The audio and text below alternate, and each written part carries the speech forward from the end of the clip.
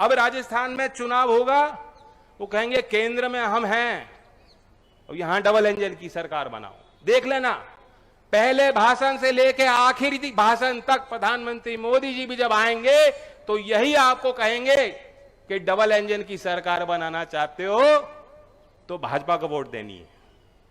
आप वोट मांग रहे हो या धमका रहे हो? संविधान पे शपथ लेके आप पदभार संभाले हैं और संविधान में मूल जो स्वभाव है, जो मूल संस्कार है, वो ये है कि बराबरी है। कोई भी शासन आपके साथ दुराचार नहीं कर सकता, गलत व्यवहार कोई अधिकारी नहीं कर सकता, कोई शपथ लेने के बाद कोई नेता नहीं कर सकता, कोई बैर नहीं कर सकता, कोई भेदभाव नहीं कर सकता है। भले आपने वोट दी या नहीं दी, मोदी जी प्रधानमंत्री सबके हैं। सारे सांसद बीजेपी के जिस राज्य से हैं, उनकी जिम्मेदारी बनती है कि राजस्थान के हर एक नौजवान के लिए, हर एक महिला के लिए, हर एक किसान के लिए, हर एक छात्र के लिए, हर एक व्यापारी के लिए काम करें दिन रात।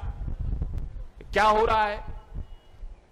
सुभाष जी ने अभी बताया, वह तो खुद जिस मंत्रालय को संभाल चुके हैं, वे भरतपुर में आके कह रहे हैं कि इससे कोई तुम्हें लाभ नहीं होगा।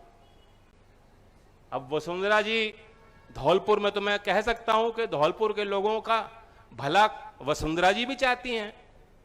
वसुंधरा जी ने कल्पना की और निर्माण किया जिस योजना का, आज इस धरती पे, ब्रज के स्थान पे आके, जहां जल संसाधन इतने सीमित हैं, इतने कम हैं, कितना कठिन आपका जीवन है, कैसे कैसे करके बहुत जागरूक हैं ब्रज के लोग, जल को लेकर पूजते हैं जल को। यहां इस क्षेत्र में आके कहते हैं और झूठ के ब्रज को कोई फायदा पूर्वी राजस्थान कनाल प्रोजेक्ट परियोजना से नहीं है। 35 लाख हेक्टेयर का क्षेत्रफल जिस परियोजना का है, पहले तो 13 जिले थे, अब तो जिले भी बढ़ गए।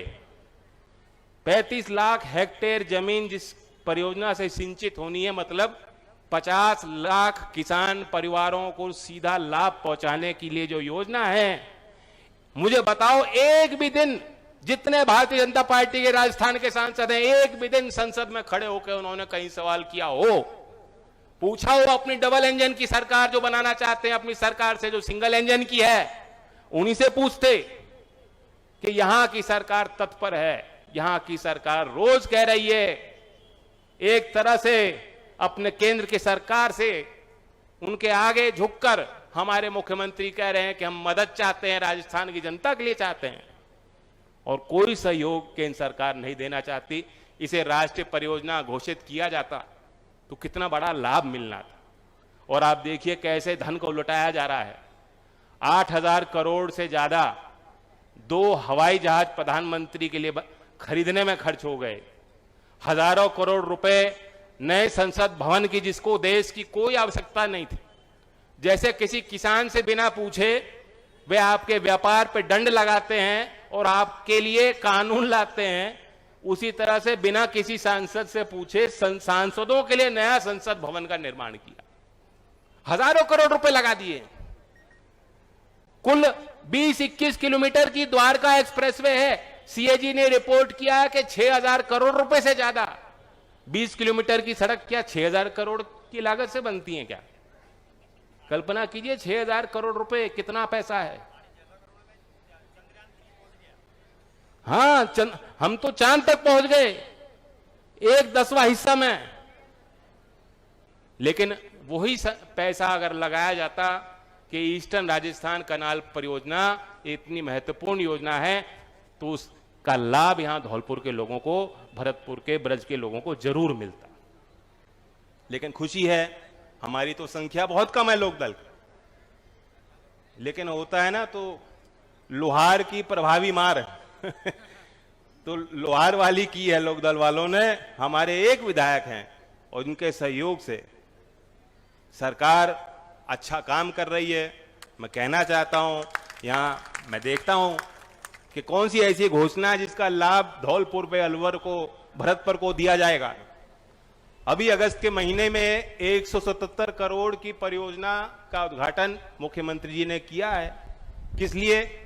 कि माइक्रो इरिगेशन, और जो मैं देख रहा था जो प्रेस विज्ञप्ति थी, लगभग 28,000 हेक्टेयर भूमि पे उस सिंचाई का फायदा मिले किसानों को। इसी महीने में 177 करोड़ रिलीज हुए। इससे पहले जून में 650 करोड़ रुपए जो काला तीर लिफ्ट कनाल परियोजना है, जिससे यहां 2 बांधों को वहां से चंबल से पानी लेकर वहां भरने की उनकी परियोजना है, 650 करोड़ रुपए जून में दिए हैं। और बाकी हर घर को लाभ पहुंचाने के लिए, ठीक कह रहा हूं ना मैं मंत्री जी? हाँ, मेडिकल कॉलेज दिए हैं। तो ये ठीक है, लोकदल ईमानदारी से इस गठबंधन के साथ रहा। जब बहुत अस्थिरता बीच में आई, लोग तितर बितर हुए, लेकिन हम कहीं अलग नहीं हुए। और आज भी मैं कहता हूं, आप लोग विचलित मत होना। लोकदल के कार्यकर्ताओं को कहना चाहता हूं, मेरा इशारा समझ लेना। हर हफ्ते खबर बनती है, हर हफ्ते मेरे लिए खबर बनती है, यहां भी छपती होंगी खबरें, विश्लेषण होता है। कौन विश्लेषण कर रहा है, कभी मेरी उनसे मुलाकात तक नहीं हुई, लेकिन एक्सपर्ट हैं वो लोग। मैं, क्योंकि दावत की बात बहुत हुई है और आगे भी उम्मीद रखता हूं कि दावत मिल सकती है, मैं भी वही खुराक पसंद करता हूं जो किसान लोग करते हैं। रोटी चटनी में काम बहुत बेहतरीन तरीके से हो जाता है। दाल बाटी तो दावत है।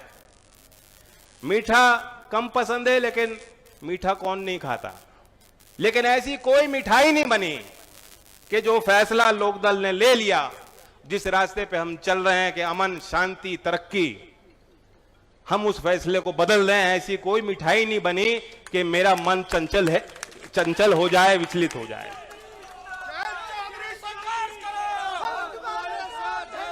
जिद्दी तो है ना हम लोग। किसान आंदोलन में मैं कहता था, भाई तुम किनसे मुकाबला कर रहे हो? किसान तो पैदाइशी जिद्दी होता है, वो जिद्दी ना होता तो किसान कैसे बना रहता? वो किसान है, खेती कर रहा है ही जिद्दी। तो उस जिद को भी समझें। हम स्वाभिमान से समझौता किसान परिवार में पैदा कोई व्यक्ति कभी कर नहीं सकता। हमें एक दूसरे को ताकत देनी होगी, ताकत बढ़ानी होगी, अपनी सरकार बनानी होगी। मैं उम्मीद करता हूं कि राजस्थान के अगली सरकार में हमारी भी संख्या बढ़ेगी और दोबारा इस सरकार को आप मौका देंगे कि वो लाभकारी काम आपके लिए कर सके। और सगीर जी का भी ख्याल रखना, बहुत भले व्यक्ति हैं। राजनीति में कभी कभी हम जैसे भले लोग मारे जाते हैं तो इनको भी और ताकत दीजिए, आशीर्वाद दीजिए और मेहनत कराइए। धन्यवाद। जय हिंद, जय भारत। आप सबका बहुत बहुत धन्यवाद। खाने का इंतजाम है, अभी चौधरी साहब निकलेंगे, उसके बाद में पात लगेगी। जितने भी लोग हैं सब खाना खा के जाइएगा, पूरा इंतजाम है। Thank you. और आप सबके सहयोग के लिए